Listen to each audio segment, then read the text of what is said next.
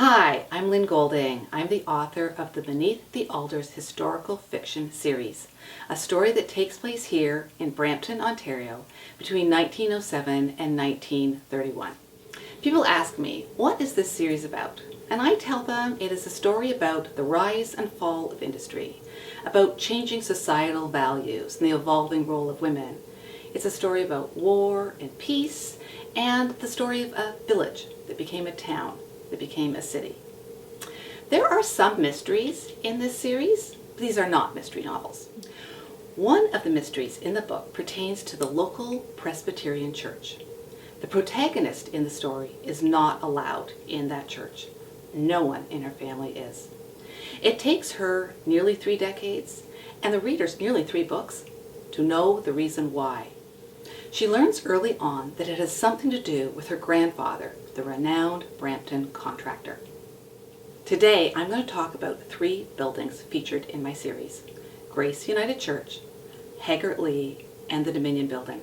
And I'm going to talk about the man who ties all 3 of these together: Jesse Perry, a late 19th century, early 20th century contractor. Let's start with some background on this esteemed Brampton contractor who, in his 1931 obituary, was described by the Conservator, the local Brampton newspaper of the time, as the contractor who built some of the best buildings in the county, a builder who ranked second to none in the county of Peel and surrounding district. Jesse Perry was born in Wiltshire, England, on Christmas Day, 1834. One day in 1857, while completing his apprenticeship as a builder at the Southampton docks, 72 kilometers from Wiltshire, he received a note from Louisa Davis. "If you still love me," it said, "come and get me." The note implies that Louisa had at one point refused to go with him, perhaps to where he worked in Southampton, or perhaps to where he wished to work in Canada. Whatever the nature of her prior refusal, we know that she changed her mind. Jesse Perry returned to Wiltshire, married his beloved Louisa, and then sailed to the New World. Their destination, intentionally or by happenstance, was Brampton, a community of less than 1,000 souls that had just 4 years earlier been incorporated as a village, that had just seen the opening within it of a new railway, a village, in other words, on the up and coming.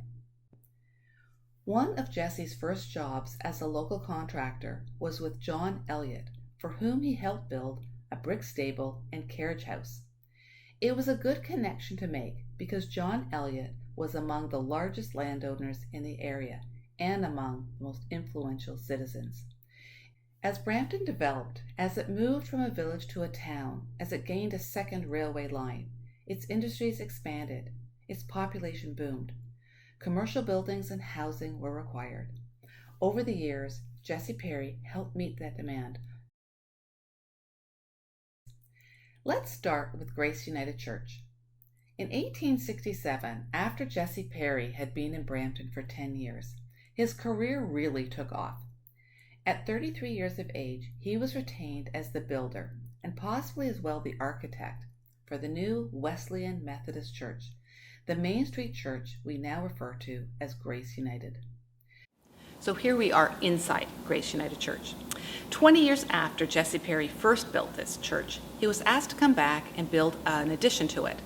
The church went from being rectangular to sort of a T shape with wings going off to the north and south sides. The building was enlarged, also new windows were added.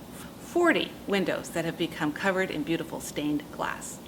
Back in the day, adherents went to church 3 times on a Sunday. They went in the morning for a sermon, in the afternoon for Sunday school, and then in the evening they came back for a concert or a cantata, or if no music was available, for another sermon. In my series, churches were, of course, the places for weddings and funerals, but they were also the places for wartime recruitment and some interesting self-discovery, not all of which was good. This is the building once known as Haggertlea. We are on the corner of Nelson and Elizabeth Street in Brampton. Now, while I am standing at what is currently the front of the house, when this house was built back in the day, this was actually the back of the house. The front looked east over lawns cascading down to George Street, where the liquor store is now, and overlooking the Haggard Iron Foundry, what will soon be the Brampton Center for Innovation. The Haggard Foundry was on its way to becoming one of the largest employers in Brampton and one of the largest manufacturers of farm equipment in Canada. Its owner, John Haggard, was then a few years away from becoming the first mayor of the incorporated town of Brampton, a position he held from 1874 to 1877. In my story, by 1912, Haggertlea is divided into 3 townhouse-style apartments, one of which is occupied by another foundry operator. Among other things, its rotunda is the location of a large Christmas tree, its salon the site of a high school graduation dance, its neighboring unit the home of a handsome, barely injured World War I veteran, and its cascading hills the location for wintertime frivolity and post-war solemnity.